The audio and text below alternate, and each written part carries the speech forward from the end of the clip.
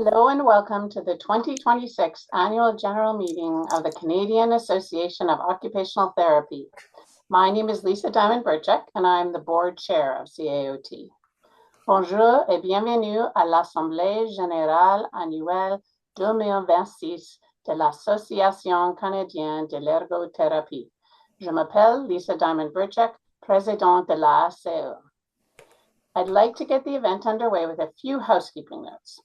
Auto-generated closed captioning is available through your Zoom taskbar. If you prefer to communicate in French, please change your settings to the captions menu to French. If you have any questions or concerns about the closed captioning or translation services, please put a note in the chat box and our team can offer assistance. The AGM is also being recorded and will be available later this week. I'd like to start with a land acknowledgement. We do this to remind ourselves of our colonial history and to acknowledge the land where each of us engages in our daily lives, as well as the Indigenous peoples and ancestors who are and have been the caretakers of that land for millennia. Land acknowledgements are an important first step towards honoring the original occupants here, and I encourage you to reflect and develop your own land acknowledgement statement if you have not already done so. It's an important step to build understanding in our history. I also acknowledge that a singular land acknowledgement does not capture the full breadth of individuals who are attending this meeting today in this virtual platform. So I will be providing two acknowledgements, one for CAOT and one for myself. While I am giving the acknowledgement, I invite you to reflect on your own acknowledgement to where you are situated should you wish. As the CAOT staff are primarily based in Ottawa, CAOT acknowledges the traditional unceded, unsurrendered territory of the Algonquin Anishinaabe people. The Algonquin peoples have lived on and taken care of the land for thousands of years. CAOT further acknowledges the historical and current oppression of lands, cultures, and of the original peoples in what we now know as Canada, and strongly believes that the practice of occupational therapy can and will contribute to the healing and decolonizing journey we all share together.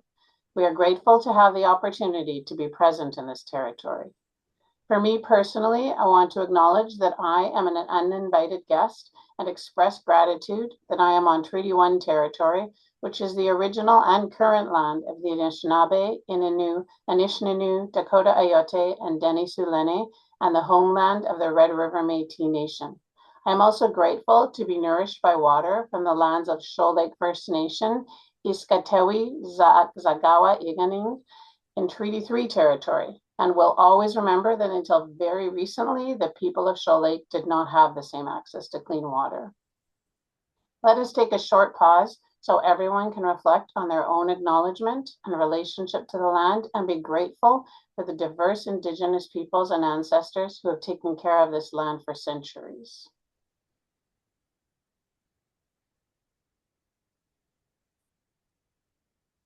I also want to thank each of you for taking the time to join us today. We know that life and schedules are busier than ever, and we're grateful that you chose to make time to participate. I now have the pleasure of introducing CAOT's CEO, Irving Gold. Bonjour tout le monde et merci Lisa pour vos aimables paroles. Ouais, on the screen? Yep. Okay. J'apprécie énormément que vous preniez le temps de vous joindre à nous pour cette rencontre annuelle. Thank you to everyone who's joined us today. Seeing members from coast to coast on the registration list isn't something I take lightly or for granted. It tells me that what we do here matters to you, and that means a great deal. I'd like to also give a warm welcome to our retired members joining us today. Your presence says something I've come to believe wholeheartedly over this past year and a half. The commitment to this profession doesn't end when the practice does. And as I often say, once an OT, always an OT. When I took on this role just over a year and a half ago, I knew I had a lot to learn. So I did what I always do when I don't know enough. I listened. I traveled. I met OTAs, OTs, and students across the country and in various settings. I listened as you told me what working as an OT was like in hospitals, clinics, universities, Indigenous communities, and remote health centers. I learned about your areas of practice and the mind-boggling scope of your profession. And I learned about myself, which surprised me, but likely doesn't surprise you as OTs. Over the last 30 years, working in the healthcare environment, I've always known deep down that my work was important. I was able to remind myself on days when the busy work and background noise took over that my work and the organizations I was in were making a difference. Getting there in my mind was sometimes a lot of work. Over the last year and a half, I've never had to remind myself. The issues I've had the privilege to work on and the stories OTs entrust me with on a regular basis have taught me something critical. When the system actually integrates occupational therapy, the outcomes are remarkable. And when it doesn't, people pay a real price. That drives the work. That's what drives me. I'm focused, despite the chaos that sometimes surround me, on advocating for you and the profession because it is important, not only for the future, but for today. It's a genuine honor to lead COT in this centennial year. I don't take that responsibility lightly either, and I'm grateful every single day for what I have been entrusted to do. Thank you, Irving. And I want to thank each and every one of you as professionals and as individuals. What a pleasure it is to be here together, celebrating COT's 100th anniversary and reflecting on everything this association and this profession have accomplished over the past century. And thank you, Irving, and the entire CAOT team for continuing to connect all of us, and in doing so, creating positive action that strengthens the voice and impact of the OT community. Now to the business of the day. This is a meeting for our members to review the association's performance from October 1st, 2024 to September 30th, 2025. Today, we are focusing on good governance, and we have several important decisions along with some small changes to our bylaws. The chair and the CEO's report will highlight the association's activities over the past year, along with the first 5 months of this fiscal year. We'll also celebrate the contributions of some of our exceptional colleagues as we announce the 2026 CAOT Award recipients. And we will have time at the end of the meeting for members to ask questions and offer feedback on CAOT's priorities and operations. CAOT has already received several questions from members in advance of the AGM. Our bylaws require that we have 50 members present to attain quorum. Given we do not have in-person hosted sites, we may have a mix of members who have logged in from their personal computers or devices, and we may have some that are sharing a workspace computer. What we need is an accurate count of everyone on the call. Selon nos statuts, 50 membres doivent être présents pour atteindre le quorum. Plusieurs membres se sont déjà inscrits et se sont connectés à partir de leur poste de travail personnel. Ce dont nous avons besoin maintenant, c'est d'un décompte précis de nos membres. Nous avons déjà noté votre présence et, encore une fois, merci d'avoir pris le temps de participer à notre Assemblée générale annuelle. If you are participating individually, we've already captured your attendance. If, however, you are participating at a site where there is more than one member, we'd like you to provide the final number of members in attendance. In the chat box, can one person please type your name and the total number of members with you today, including yourself? I'll pause for you to do that.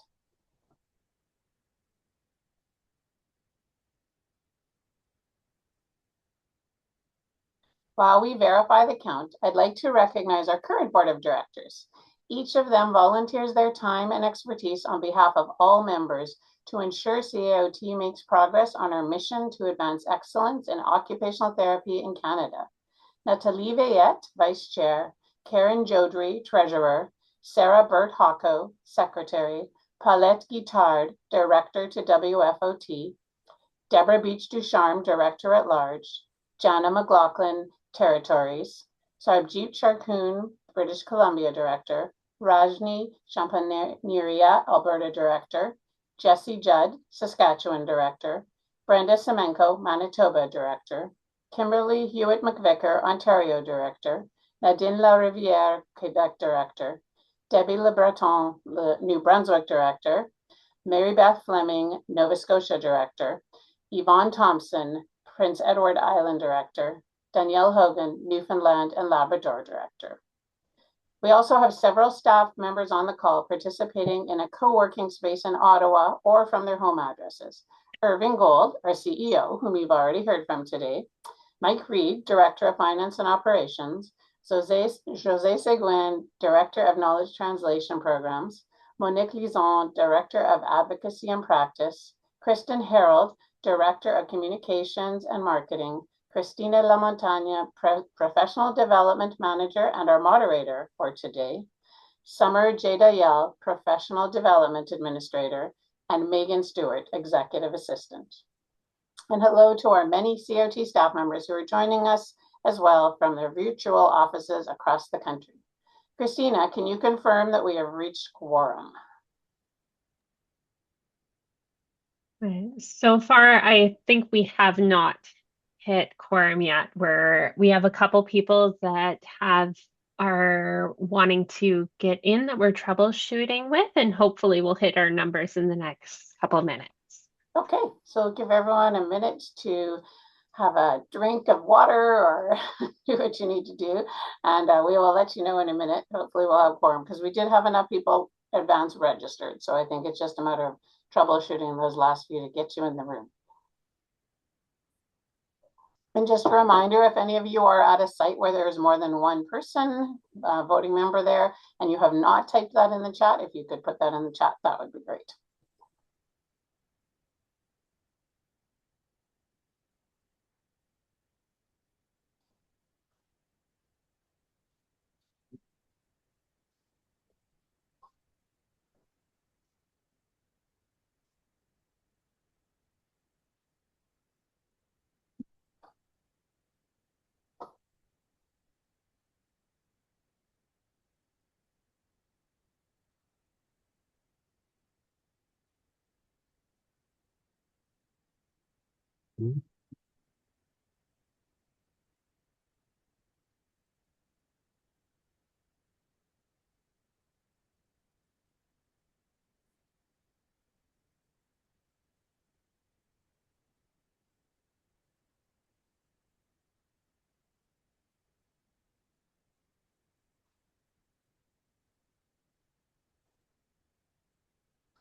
Just to let you know, because we don't know if you can see the participant numbers, but they are very gradually increasing. So Christina is letting more people in while we're waiting.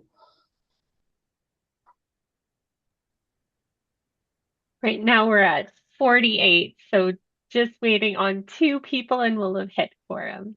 Okay. And do you have 2 people that you're communicating with right now, Christina? Megan is communicating. Okay. All right. Well, from shortly.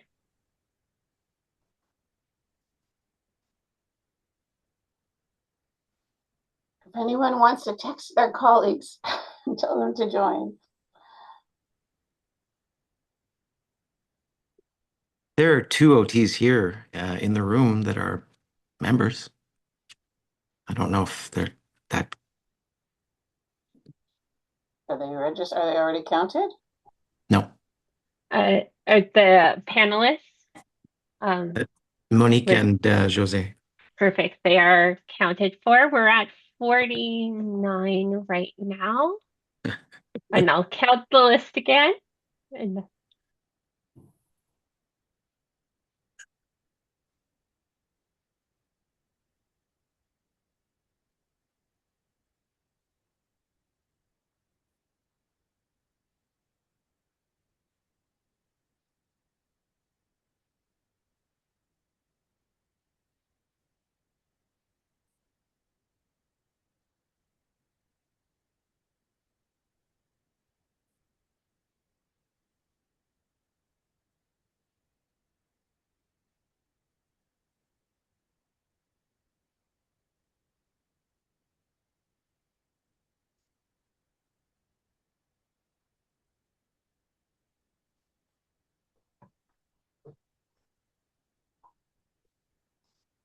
Thanks, Andy. I see your comment. Yes, Megan is troubleshooting with people that are having trouble getting in.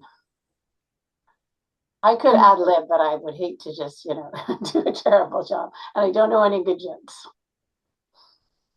had someone else join, so I believe we are now at 50. Okay. Is that a definite or are you double checking? I'm double checking to make sure that it's all members. 7 panelists.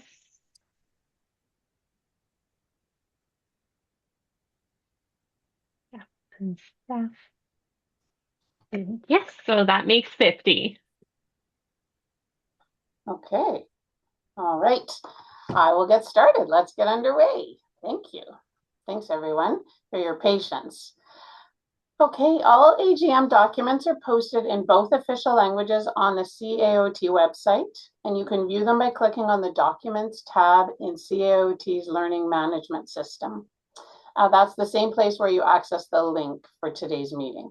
Today's meeting will be conducted primarily in English. However, voting procedures will be read in both languages, and all slides, which include the motions, are bilingual.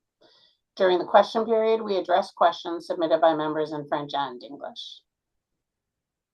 Tous les documents de l'Assemblée générale annuelle ont été affichés dans les 2 langues officielles sur la page web de la CE et vous pouvez les visionner en sélectionnant l'onglet Documents dans le nouveau système de gestion de l'apprentissage de la CE. C'est au même endroit où vous avez accédé au lien pour cette réunion. La rencontre d'aujourd'hui se déroulera principalement en anglais. Toutefois, la procédure de vote et les motions seront inscrites dans les 2 langues.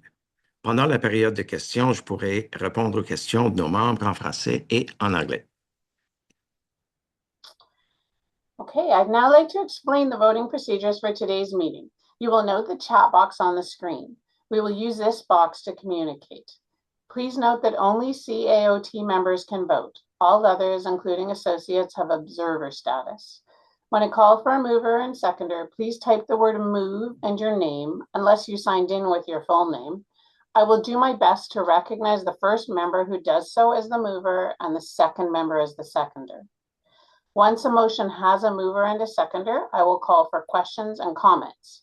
If you have a question, please type your first and last name and your question or comment into the chat box. The mover has the right to have their comment addressed first, then the seconder, and then any further comments will be addressed in the order received. As chair, I have the discretion regarding the length of the discussion, and I will do my best to ensure the discussion is focused on the motion being voted on. When I call the vote, if you're in favor of the motion, do nothing. If you choose to oppose or abstain the motion, please indicate your vote by typing the word oppose or abstain in the chat box. If you're joining from a site with more than 1 member, please type in the total number of eligible voting members that are opposed or have abstained. So to be clear, if I do not see any text messages in the chat box to oppose or abstain, I will assume the voting member or members is in favor of the motion. If you abstain or oppose the motion and would like your name recorded in the minutes, please include the word record in the chat along with your abstain or oppose vote and your full name. This year, we're voting on ordinary resolutions as well as 1 special resolution with regards to the bylaws. In accordance with COT bylaws, an ordinary resolution will pass with a majority vote of 50% plus 1, and a special resolution means a resolution passed by a majority of not less than 2/3. Do you have the math for us, Christina, ready on what that means for each of the 2 types of resolutions?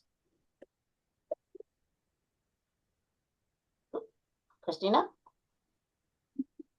Yes, Okay, so for 2/3, just calculating. Okay. 2/3 is at least 33. Okay. And majority vote plus 1 is 26. Okay, thank you very much. Now, Irving will repeat the instructions for our French-speaking members. J'aimerais vous expliquer certaines directives relatives aux procédures de vote. Vous verrez l'icône chat sur votre écran. Nous nous servirons de cette fonction pour communiquer. Veuillez prendre note que seuls les membres de la CE peuvent voter. Tous les autres participants ont un statut d'observateur. Lorsque le président demandera qu'une personne propose une motion et qu'un autre l'appuie, veuillez inscrire le mot « propose » dans la fenêtre de conversation est votre nom, sauf si vous êtes déjà inscrit avec votre nom au complet.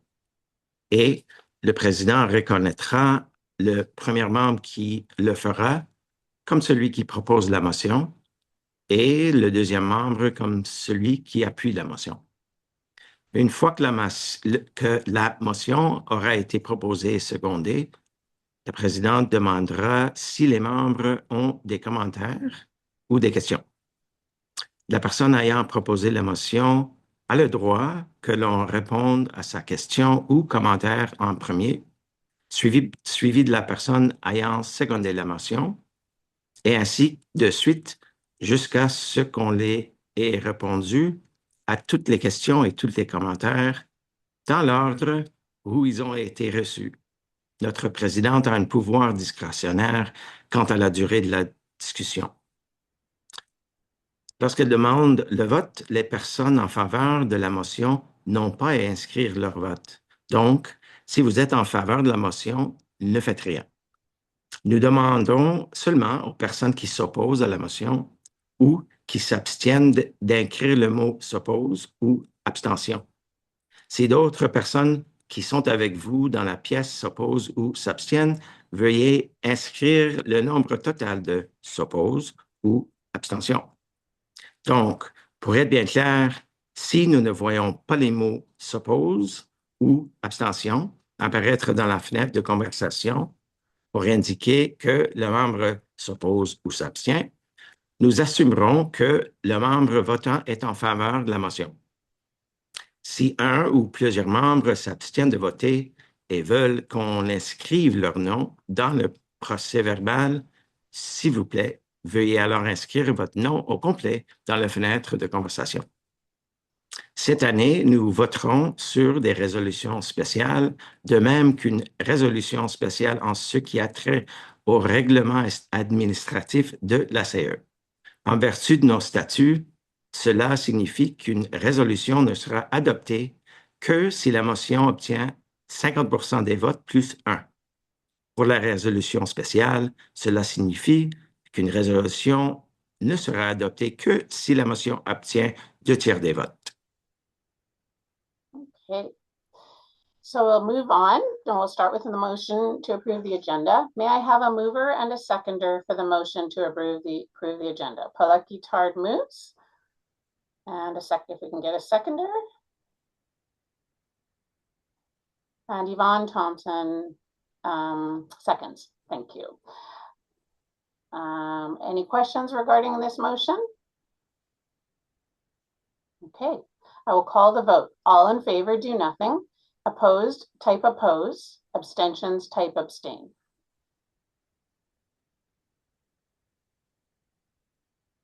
Okay, the motion has been carried.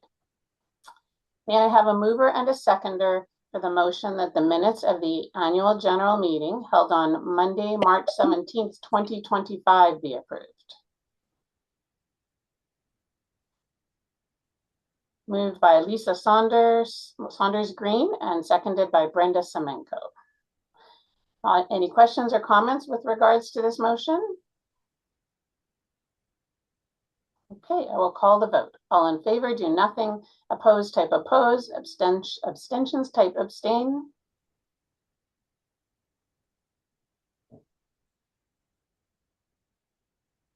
Okay, motion carried.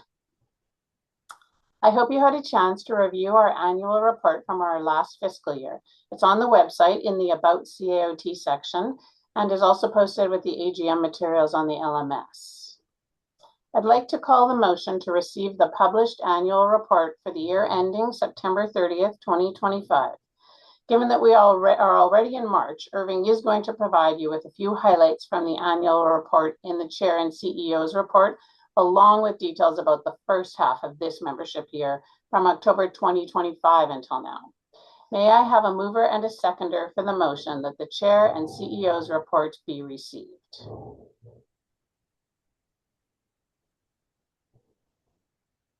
Moved by Karen Jodry, seconded by Paulette Guitard. We have a mover and a seconder. Are there any questions about the annual report?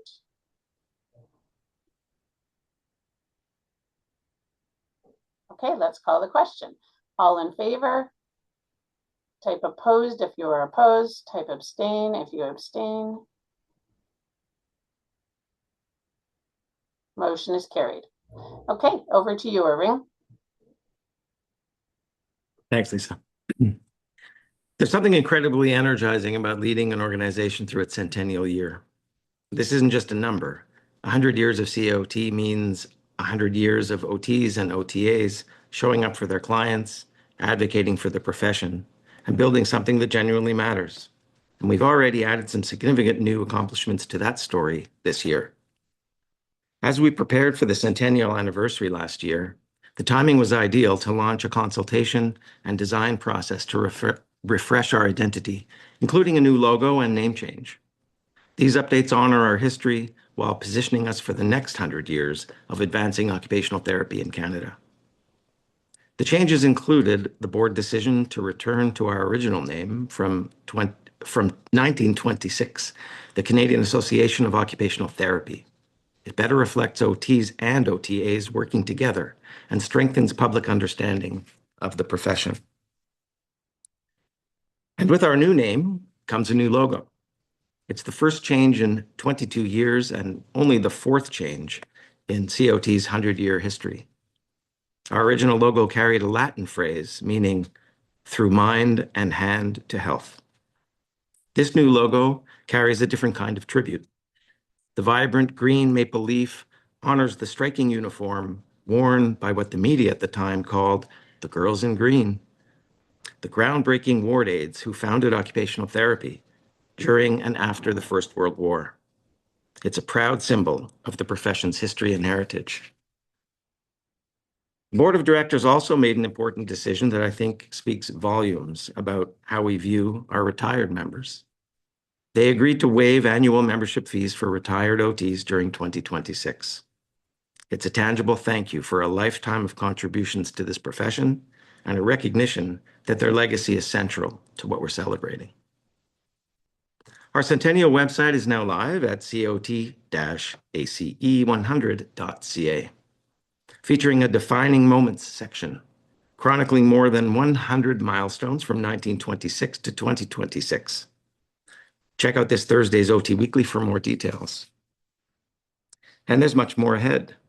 Special podcast episodes, a collectible centennial issue of OT Now, anniversary clothing, and what we're expecting to be the biggest OT month in the organization's history.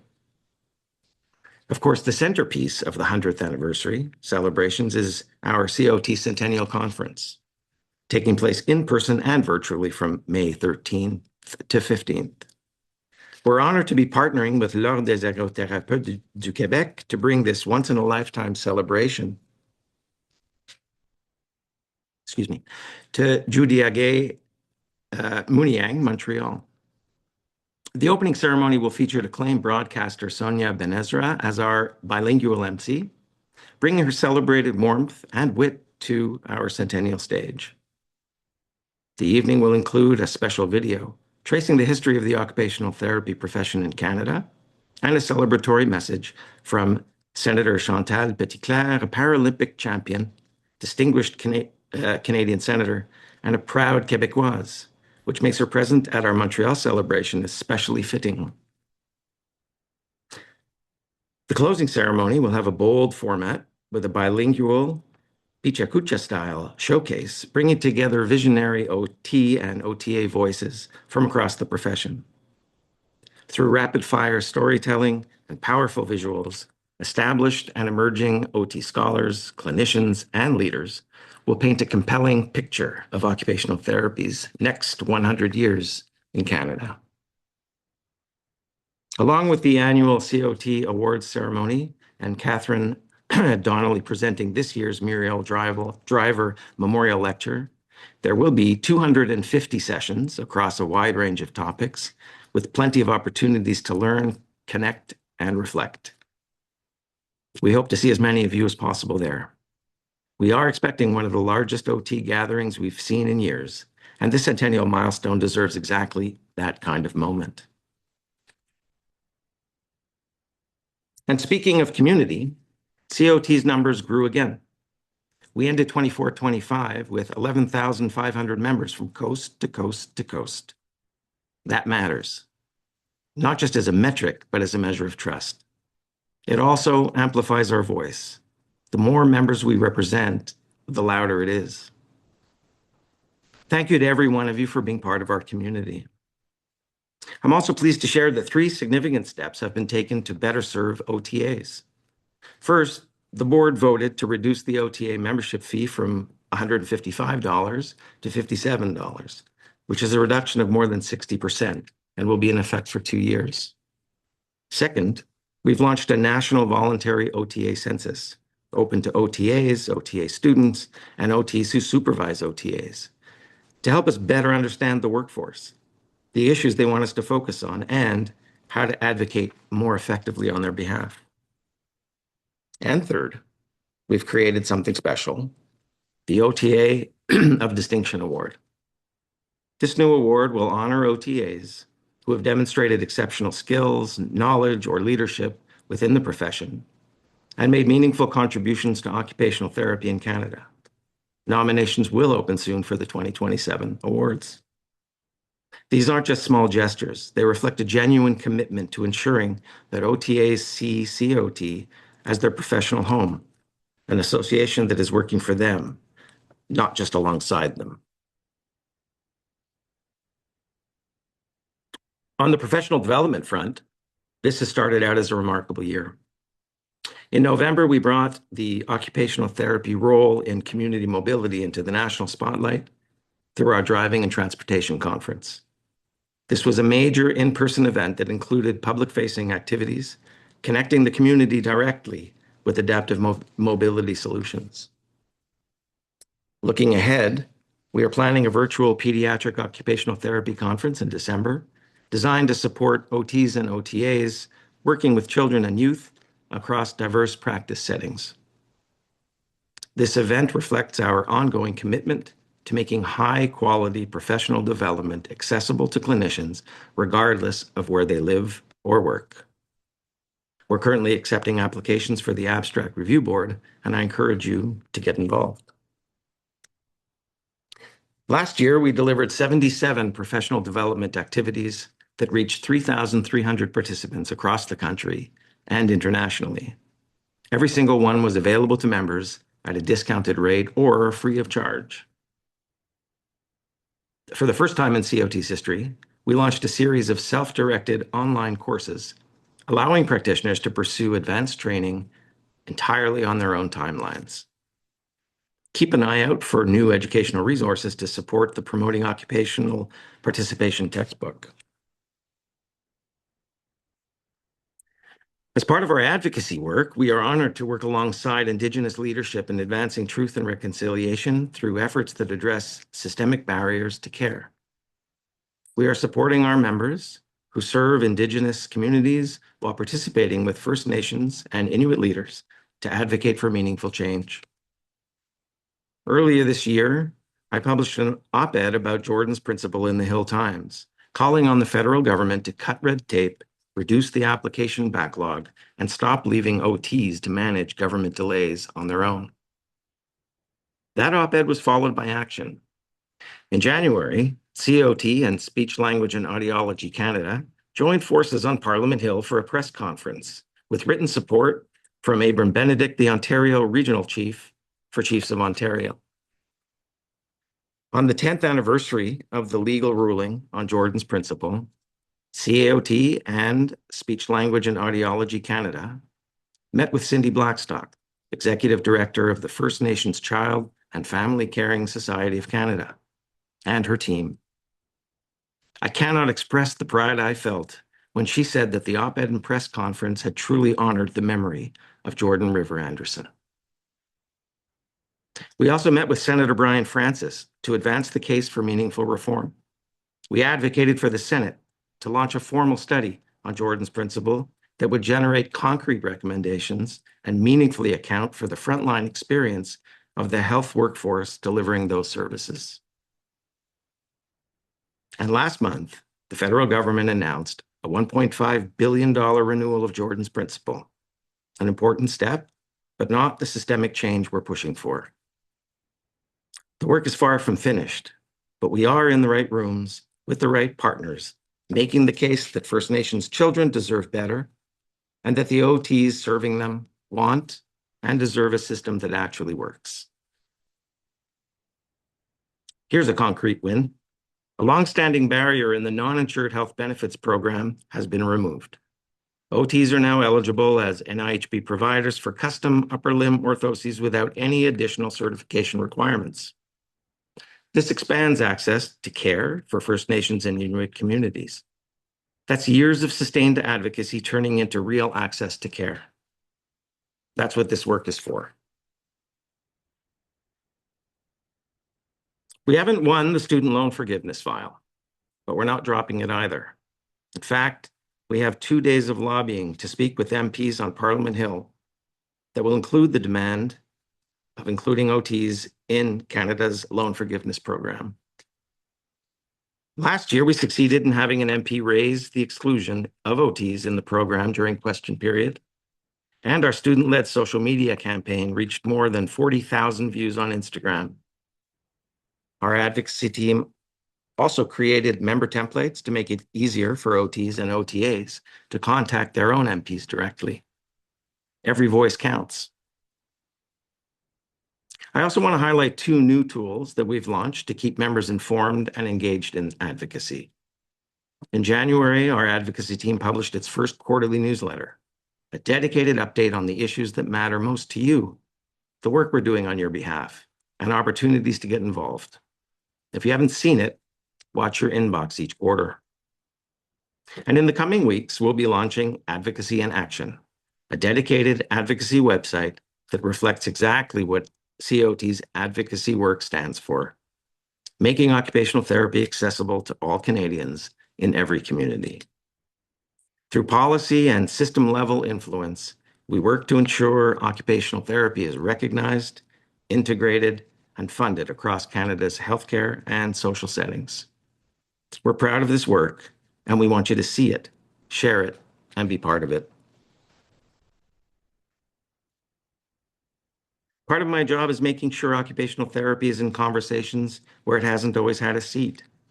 And this year, I used my own platform to do that. Along with my Jordan's Principle op-ed, I published another editorial in the Hill Times in January that highlights the urgent need for accessible housing.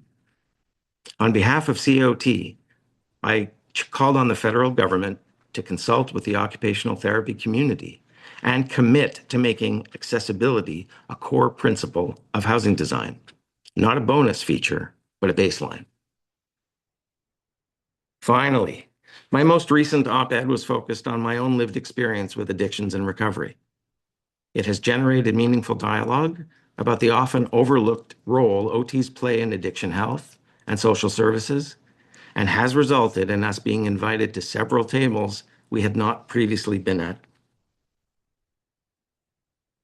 Excuse me. I now want to take time to speak directly about an important change that affects many of you. Late last year, the board announced that CAOT will be transitioning away from the chapter model towards a unified national structure. Beginning on October 1st, 2026, we will move to a one-member, one-fee membership model. We've heard clearly from many of you that you would have preferred a finalized transition plan included in our initial correspondence about the chapter transition late last year. Our decision to share this news as early and quickly as possible was intentional. We wanted to provide the longest possible runway for this change and begin with open dialogue rather than a finished transition plan handed down without consultation. I do take personal responsibility for any upset or confusion this may have created. Perhaps it was the wrong call, but it was made with the best of intentions. We have been staying closely connected with members in BC, Saskatchewan, the North, and Quebec throughout this transition to ensure that their questions, perspectives, and priorities are heard at every step. In BC, we were heartened to learn that a group of dedicated OTs had already begun organizing an independent provincial association, Occupational Therapy BC, ahead of the chapter wind down on September 30th, 2026. We've been impressed by their leadership team's professionalism and commitment, and we look forward to supporting their work as they build a strong, member-focused provincial association under the BC Societies Act. I just returned from 3 days of productive meetings in Saskatchewan, and one message came through loud and clear. Members need and want strong advocacy support, and that is exactly what we're here to deliver. We're in the midst of working on a proposal to the federal government for an ambitious project in the north, and we're continuing to work closely with l'OEQ, building our collaborations.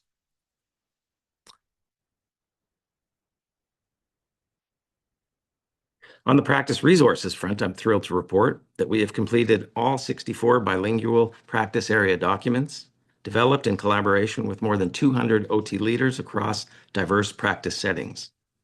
These are an extraordinary resource for the profession. We also listened to your feedback and launched What OTs Do, a concise, versatile practice resource in both official languages that makes it easier to explain occupational therapy to clients, healthcare providers, policymakers, employers, and the public. It works for advocacy, public awareness, interprofessional education, and client communication all at once. Our 18 practice networks, 7 communities of practice, and 4 partner networks remain active hubs for connection and knowledge exchange.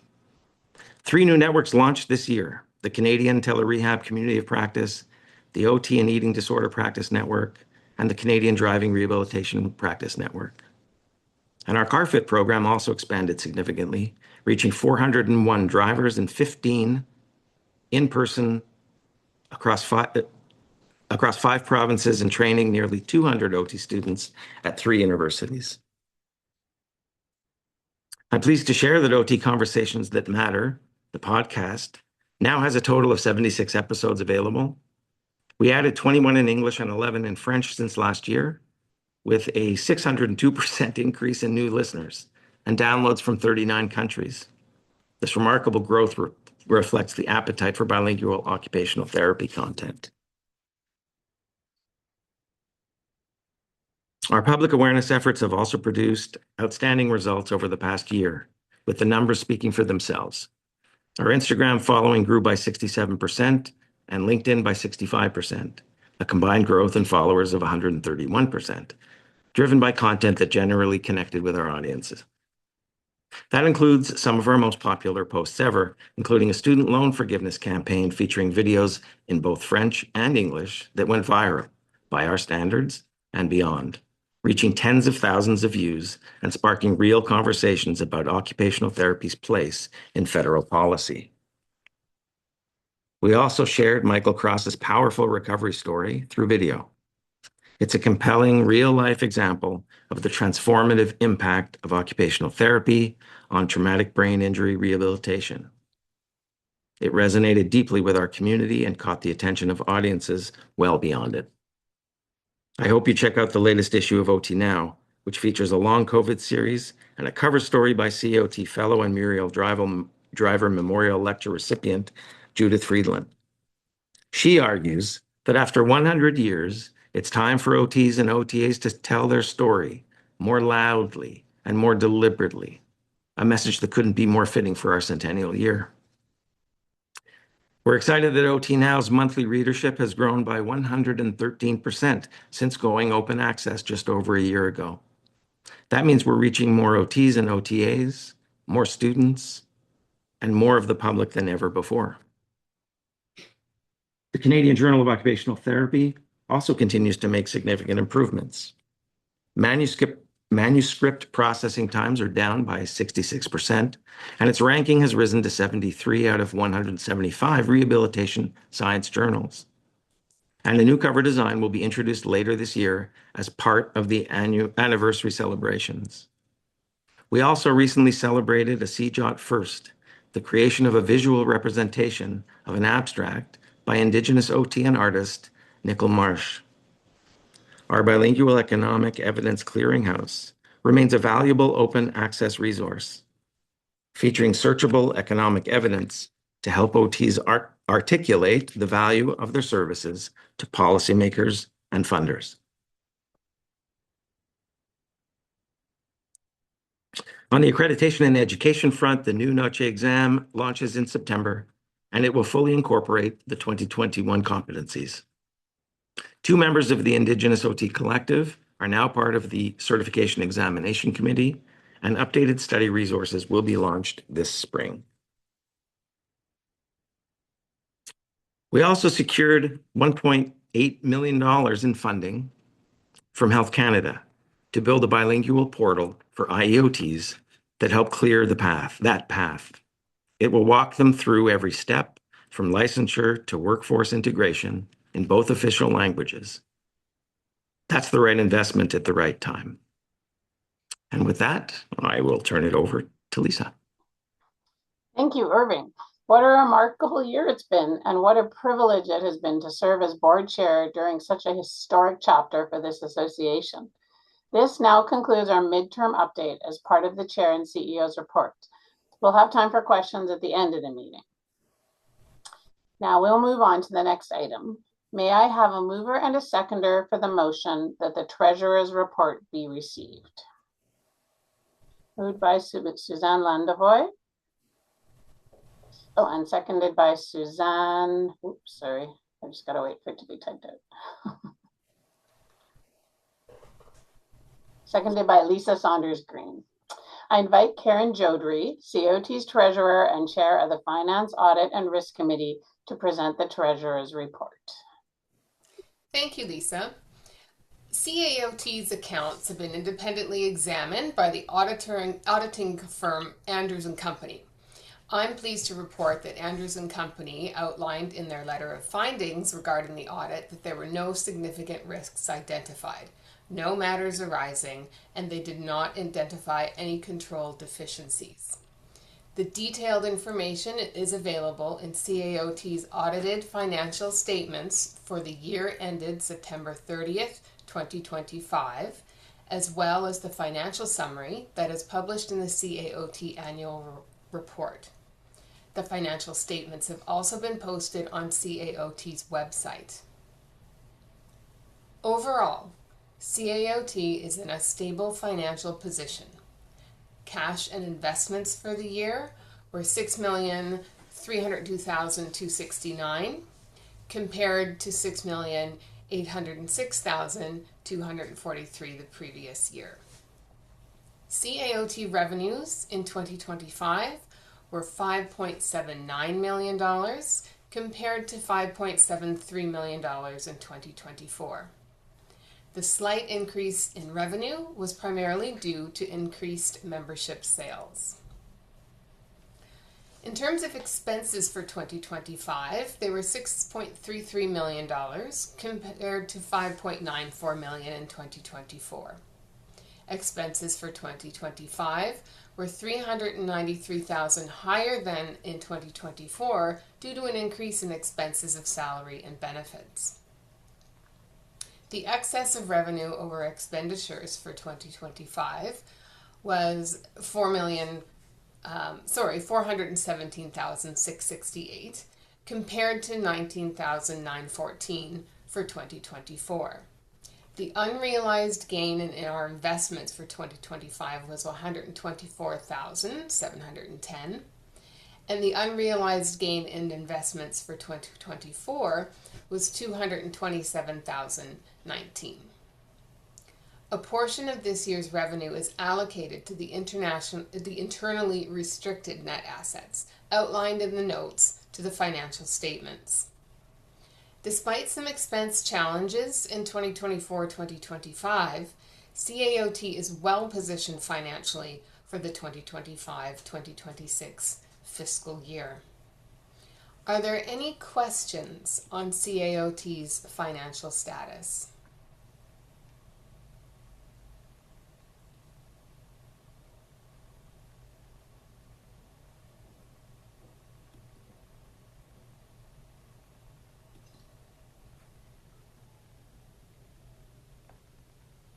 We have a first question that has come in from Marnie Lofsky, wondering how can you explain a 10% increase in salaries? So the increase in salaries was to bring, and I can invite Irving and Mike to come in and support with that. Essentially to bring the salaries at CAOT for the CAOT staff in line with the market value.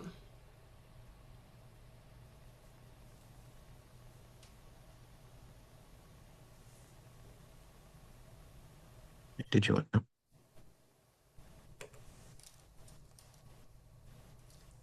Sorry, Irving, did you or Mike want to add anything to that?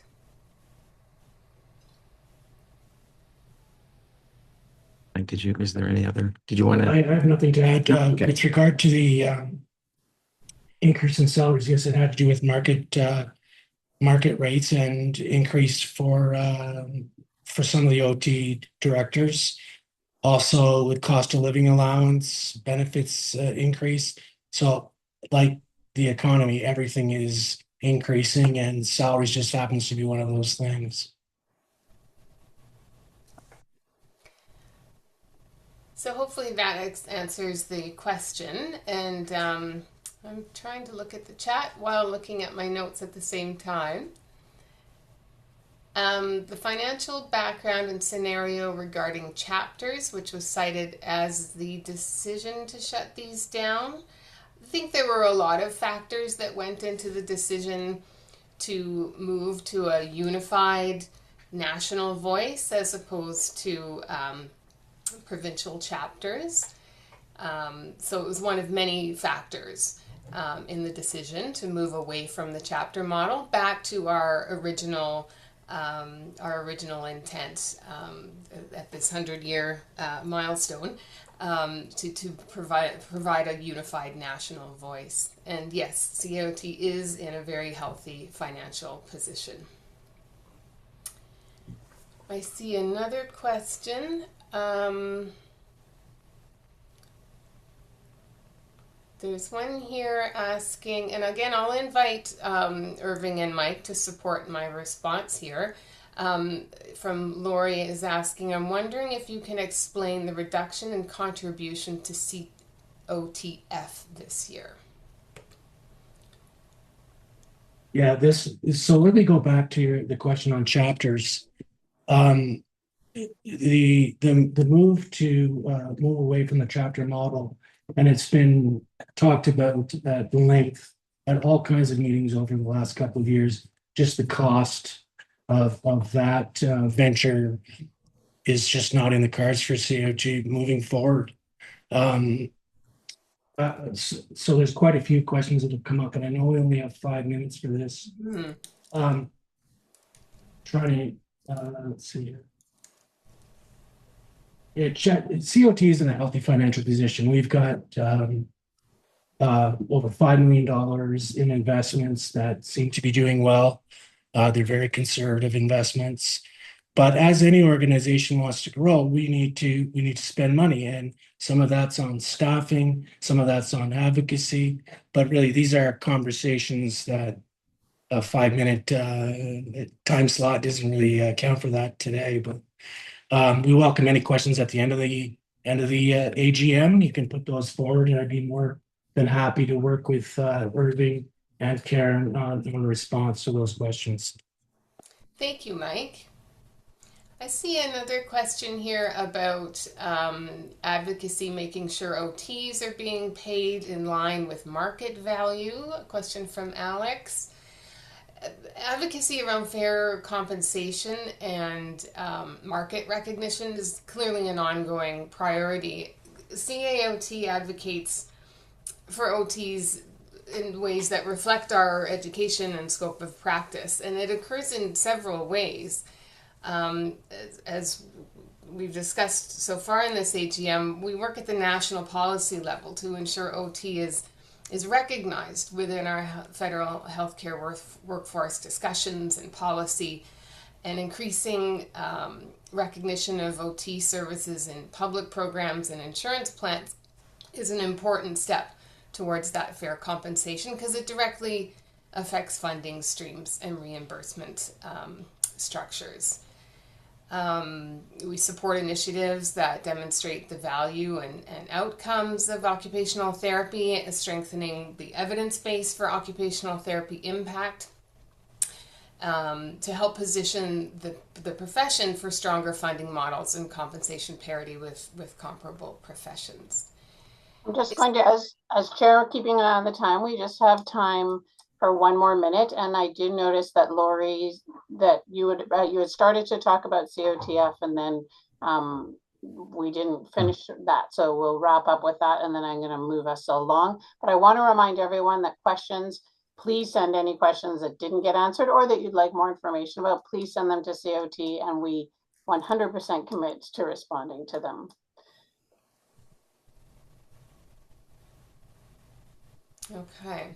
Okay, so sorry, go ahead, Karen. No, you can go ahead, Lisa. So I wasn't clear if we were going to respond to that question or invite Lori to follow up with us it's your directly. Time to quickly respond, yeah.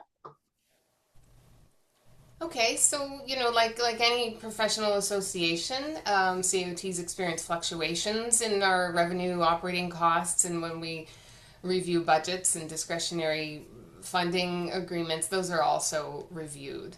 Where COT focus on our advocacy and policy and member services, COTF focuses on the research funding and scholarship. So there's been an effort to ensure each organization is financially sustainable within its own mandate, rather than relying heavily on transfers.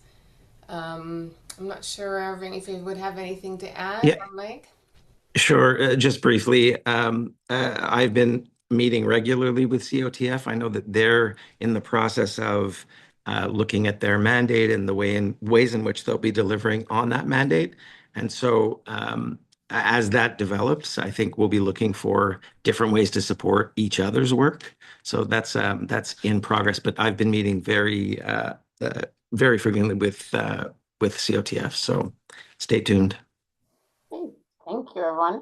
I just want to acknowledge that there is one question from Kashif that we didn't get time to get to, so that we will be ensuring that there is a response coming to that question after the AGM. So sorry about that. Okay, thank you very much, Karen. A reminder to everyone that we have a motion on the floor. Did we put that motion on the floor, Karen? Yeah, you did before we started. I just have to go back after all the discussion. So we have a motion on the floor that the treasurer's report be received. So I will call the vote. All those in favor, remain silent. Opposed and abstentions, please type.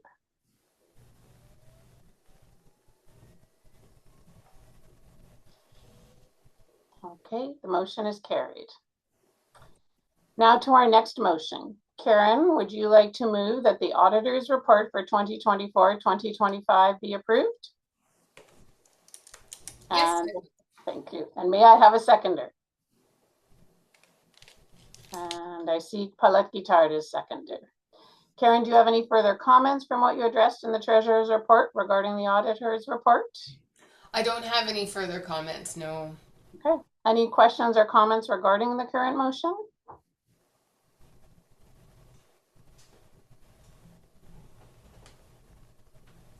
Okay, thank you, Karen. I will now call the vote.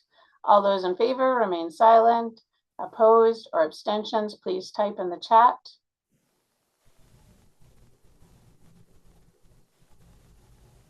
The motion is carried. May I have a mover and a seconder for the motion that the Board of Directors be authorized to establish the remuneration for the auditors for the year 2025-2026?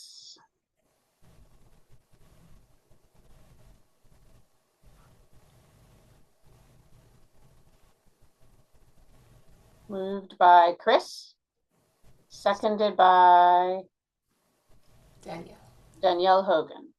Any questions regarding the current motion? Okay, I'll call the vote. In favor, remain silent. Any opposed or abstentions, please type. Motion is carried. And we do have one abstention, so we will note that just to let everyone know.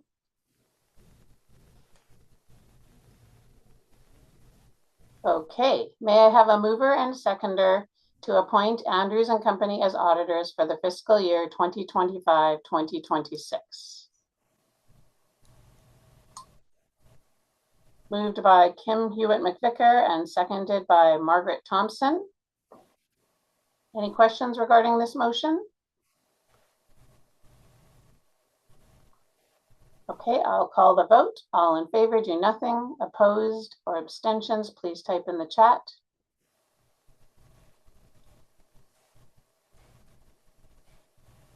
Okay, and the motion is carried. Thank you, Karen. I'd like to invite Sarbjeet Charkhoon from the Governance Committee to report on the election results. Good day, everyone. Can you hear me? Yep.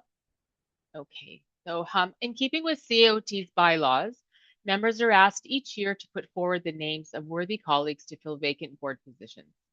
The CAOT board is comprised of directors from each province and one from the territories, a WFOT director, a director at large, a treasurer, secretary, vice chair, and chair. A call for nominations is extended in early October with a December 1st deadline. The constituent election is held if there is more than one eligible candidate. This year we held an election for the Nova Scotia director position, and the others were filled by acclamation. Successful candidates are put forward in a motion to elect at the annual general meeting. Today we are electing positions for chair, vice chair, secretary, Manitoba, Nova Scotia, Prince Edward Island, and Saskatchewan as interim. I'll pass things back to Lisa to take you through the motions to elect new directors to the board. Thanks, Sarbjeet. We have several motions to move through to elect the successful candidates, and I appreciate your patience with what may seem a bit repetitive. Because this confirms the electoral process, we want time for discussion later, and so I'm going to go quite quickly through these motions. Feel free to say slow down, and please note that the order of the nominations on the agenda is a little different than what's on the slides. Okay, first, may I have a mover and a seconder that Cherie Murray be appointed as Manitoba Board Director beginning October 1st, 2026 for a 3-year term of office. Moved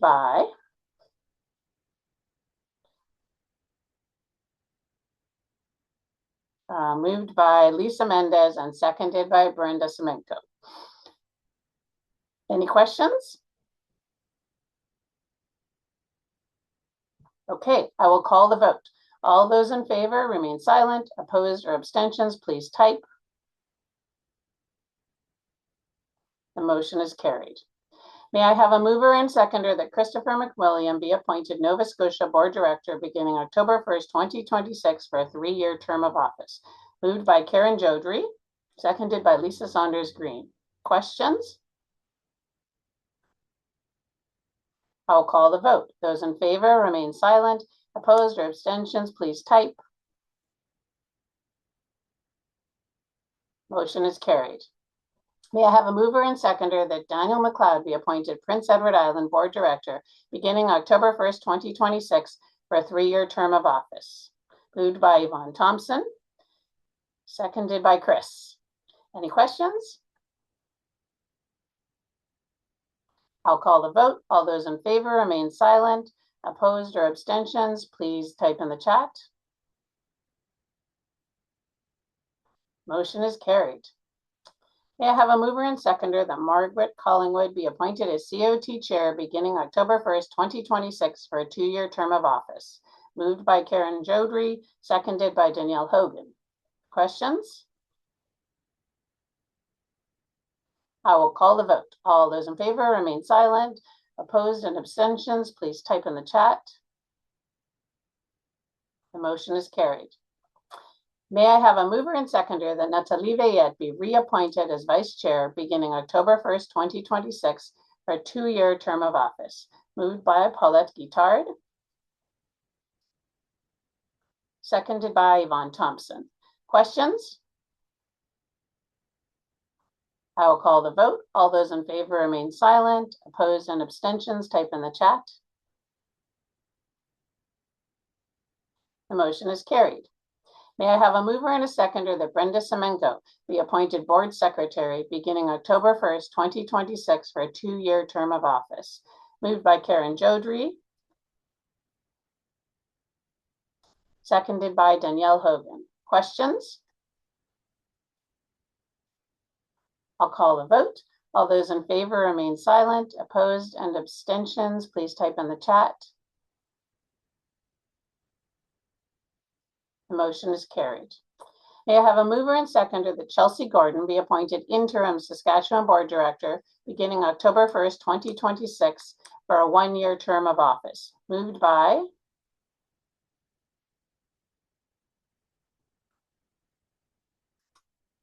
Christine Fleming and seconded by Karen Jodry. Any questions?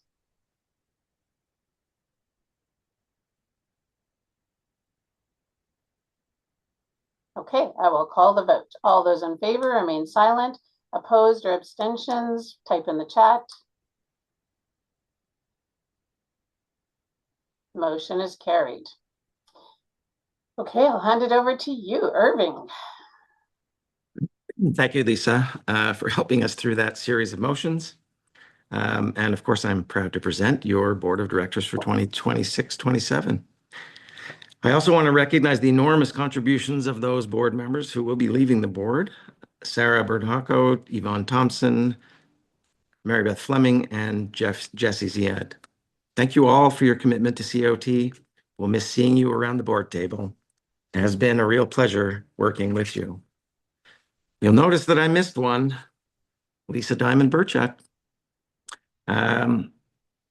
It's hard for me to put into words just how much Lisa has meant to me over the last year and a half. She's been a constant source of wise counsel and has been there to support me when things were difficult. Lisa, you are every CEO's dream, and I will miss you. And most importantly, I'm grateful for our friendship. And following the call for nominations, we welcome all of the new board members that you have all just voted on. And I really look forward to working with all of you.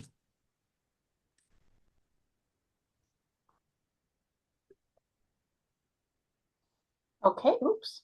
Okay, I'm unmuted. Now we will hear from Nathalie Veillette, Vice Chair of the Board and Chair of the Awards Committee, the fun stuff.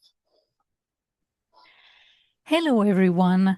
I'm pleased to join you with the happy task of announcing this year's award recipients. Also, I would like to take this opportunity to extend my heartfelt thanks to all my fellow members of the CAOT Awards Committee. The call for nominations for CAOT Awards, including the Golden Quill Award, is now open year-round and has a December 1st deadline. The Awards Committee evaluates nominations and submits recommendations for approval by the board in February. We are pleased to announce the award winners during the AGM today. All the award recipients will be honored at the awards ceremony at the CAOT Centennial Conference in Montreal this next May. Before I announce who the 2026 recipients are, I kindly ask for your understanding in advance for the names that I might unfortunately mispronounce. The Award for Leadership in Occupational Therapy has been established to recognize and honor the exceptional contributions of an OT who has spearheaded activities that provide strategic leadership and direction for developing the profession. This year's recipient is Eleanor Larney. The Fellowship Award has been established to recognize and honor outstanding contributions and service made by an OT over an extended period of time. Natalie McLeod Schroeder is this year's recipient. The Lifetime Membership is awarded to OTs who have demonstrated an outstanding contribution to CAOT or the profession. This year's recipient is Michelle Derdal. The Award for Innovative Practice has been established to recognize and honor the exceptional contributions of an individual occupational therapist who has shown innovation and leadership in clinical practice. This year's recipient is Diane Gerard. Next up is the Award of Merit. This service award acknowledges significant contributions to the profession by OTs and non-OTs. We have 3 winners this year: Caitlin the Worst, Shanif Ismail, and Joanne Filiatro. Next up is the Golden Quill. This award acknowledges an individual author, forgive me, or a group of authors that has published an exceptional article in the Canadian Journal of Occupational Therapy over the last 2 years. This year's recipients are Carrie Ann Marshall, Corina Easton, Elham Javadizadeh, Julia Holmes, Brooke Phillips, and Roxanne Izard. They are being recognized for their CJOT article titled Effectiveness of Interventions for Meaningful Activity Participation in Homelessness, a Systematic Review. The committee agreed that this article is outstanding in terms of its level of scholarship and that the authors make an important and significant contribution to the literature. Next up are the CAOT Chapter Outstanding OTs of the Year Award recipients. Tricia Earle is the recipient of the CAOT BC Outstanding OT of the Year Award. Suzanne Mack est l'ergothérapeute lauréate du prix ergothérapeute de l'année à la CE Québec. Joy Val is the recipient of the CAOT North Outstanding OT of the Year Award. And Tammy Turner is the recipient of the CAOT Saskatchewan Outstanding OT of the Year. The awards committee recommend the CAOT 2026 Citation Awards be granted to the following. For CAOT British Columbia, Darlene Dalby of Fraser Health Authority. For the Society of Alberta Occupational Therapists, Lindsay Ans and Siloam Mission. For CAOT Saskatchewan, the winner is Serge Getty for Playgrounds Are Us. For Manitoba Society of Occupational Therapy, Lindsay Ans for Siloam Missions. For CAOT Québec, Dr. Liliane Demers of Bell Canada. And for the New Brunswick Association of Occupational Therapy, Silvio Martin and ALS Society of New Brunswick and Nova Scotia. Next slide, please.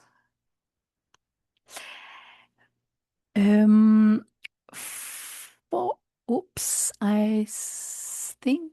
Okay, thank you. That's the right one. For the Newfoundland and Labrador Association of Occupational Therapy, winner is Stable Life Incorporated. For the Nova Scotia Society of Occupational Therapy, again, Dr. Liliane Demers from Bell Canada and the Dalhousie Social Work Community Clinic.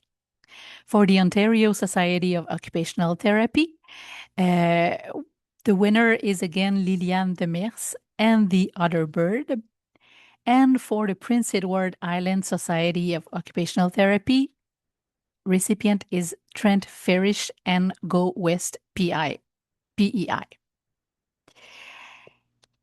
The Fieldwork Educators Award recipients are many fantastic OTs.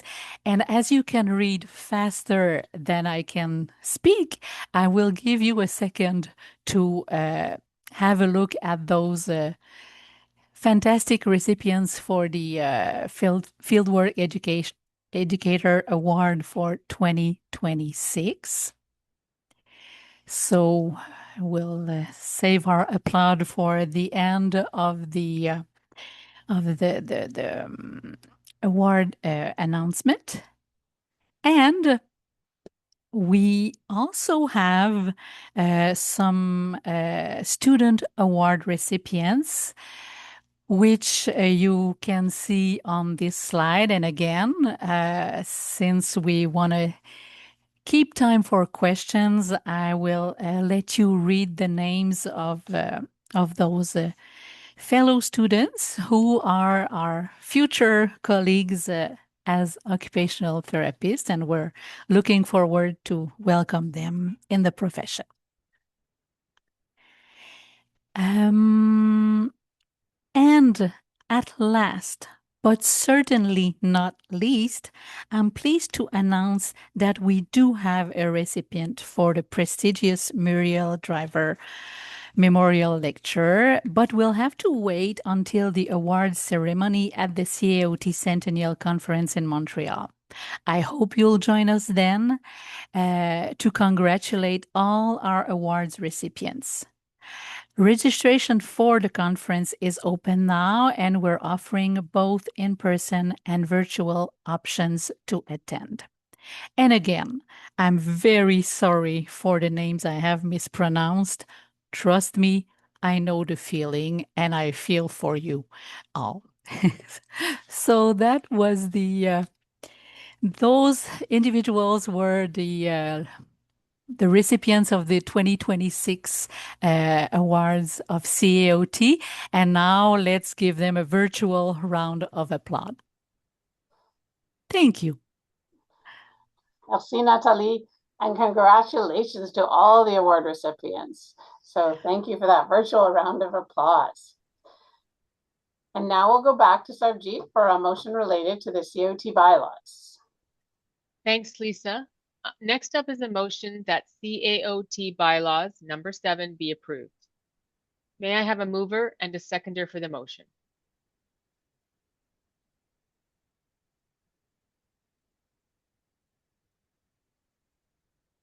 All right. Kim Hewitt McVicker, move. Brenda Semenko, second. Oops.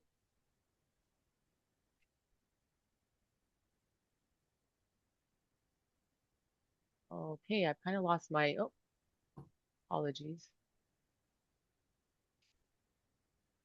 Do you want me to continue, Sarjeet? Yeah, I think I've just lost it. Just got lost. I apologize for that. Problem. Over the past year, the board voted to approve the organization's new name and logo, which resulted in changes to the bylaws. Are there any questions regarding the motion that CAOT bylaw number 7 be approved? Okay, I'll call the vote. All those in favor do nothing. Any opposed or abstentions, type in the chat. Okay, motion is carried. Thank you, everyone. Thanks for joining us, Sarjeet, and thank you for your help with that. Under other business, we don't have anything scheduled, so we will move on to the question and answers. This is your opportunity to ask questions or offer feedback to the board, the CEO, and senior staff at CAOT. We have received several questions when members registered, and our moderator will read them out loud. We don't have much time, as you can see.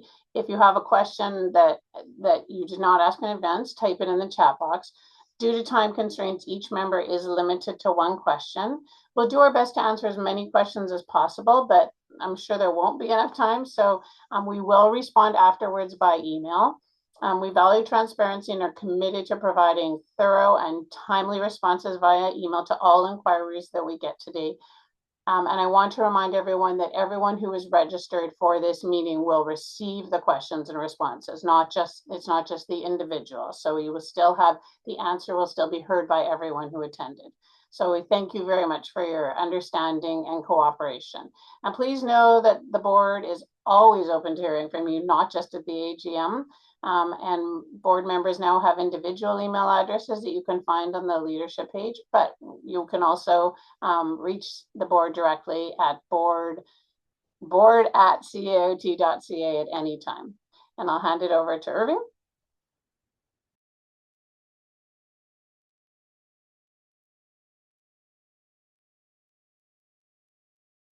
All right.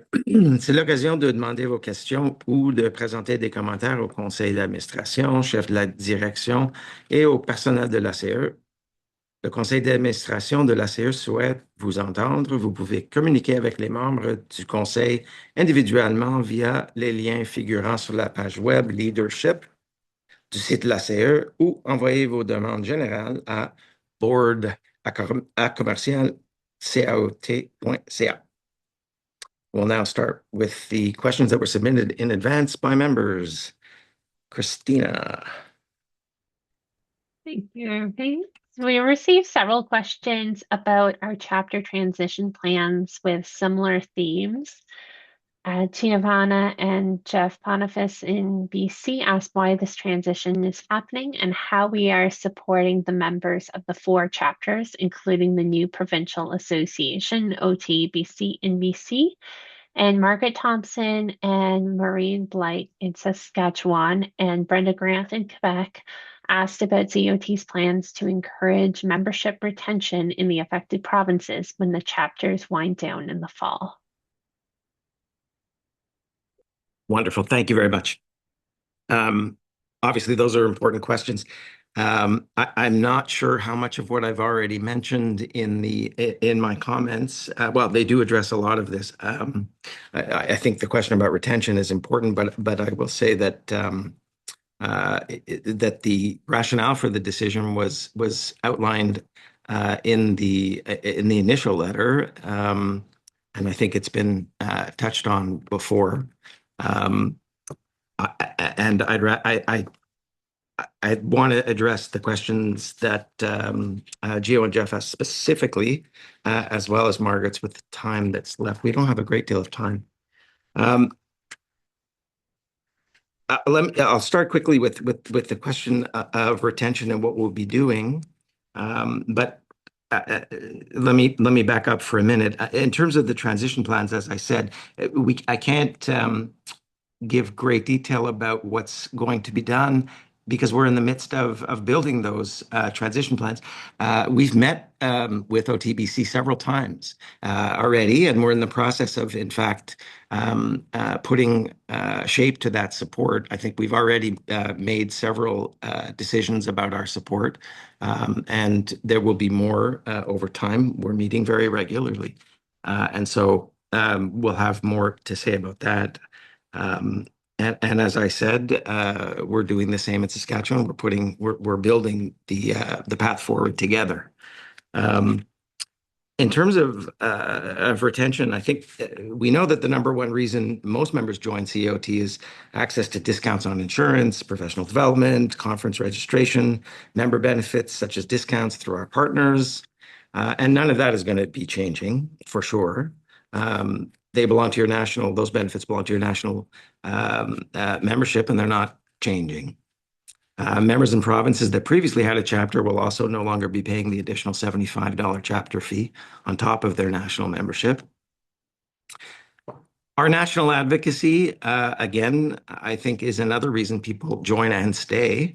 And I'm hoping that with our increased communication around advocacy, our members will see the value of our advocacy work, and those that have not joined perhaps will also see an increase in the value of joining. There's a lot that we do on the advocacy front that we haven't really been able to communicate clearly, and so we're spending quite a bit of time figuring out how to do that better. The national priorities for which we do advocacy work benefit all OTs in the country, and I think communicating those benefits will be important for that recruitment and retention of members.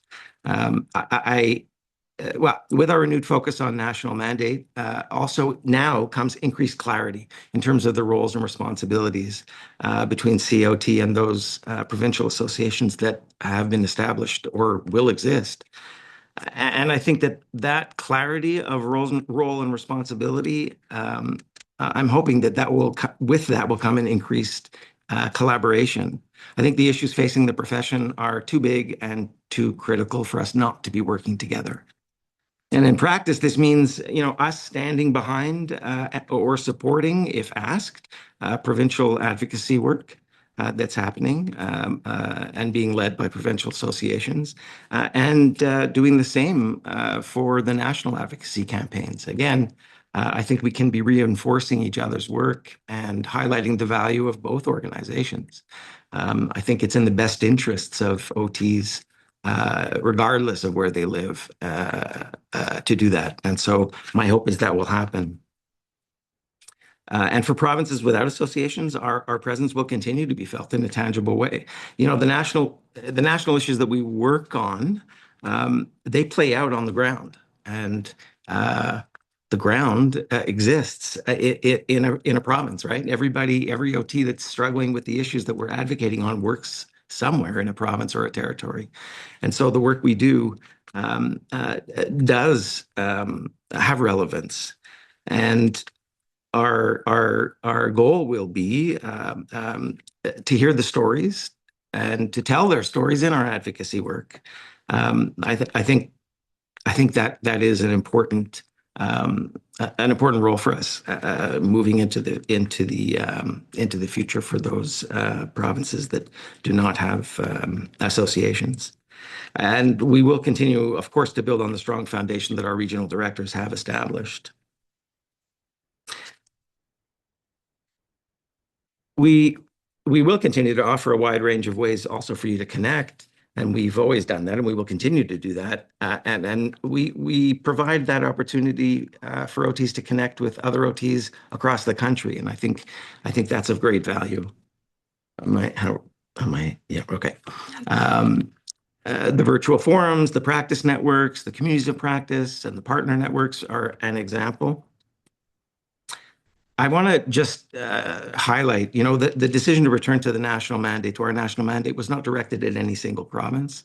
It's a national evolution of the CAOT model, driven by financial responsibility, equity across all of the provinces, and a strategic focus on strengthening our national capacity for every member.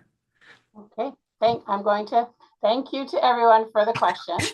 I've been keeping an eye on the clock, and it is time to draw the meeting to a close. Again, I want to reiterate that any questions that were put in the chat or were sent in advance will be sent out, the responses, to all people who are in attendance, so you will all hear the answers. But again, you can email us individually at any time. The next annual general meeting will take place on March 22nd, 2027, to review CAOT's performance during the 2026-2027 membership year. We hope you will join us then. Irving? You're up, Irving.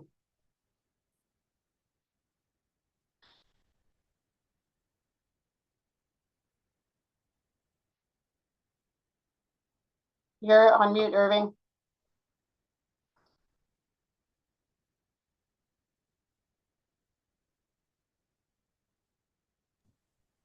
There you go. La prochaine Assemblée générale annuelle aura lieu en 22 mars 2027. Nous examinerons alors le rendement de la CE pour la période d'adhésion de 2025 à 2026. Nous espérons pouvoir vous compter parmi nous. I want to say a very special thanks to the team that I have the pleasure of supporting. They're absolutely awesome, and thank you. As all business on the approved agenda has been concluded, the meeting is now adjourned. Please don't hesitate to let us know how CAOT can support you and your practice in the weeks and months ahead. Stay well and enjoy the rest of your day. Thank you. Merci.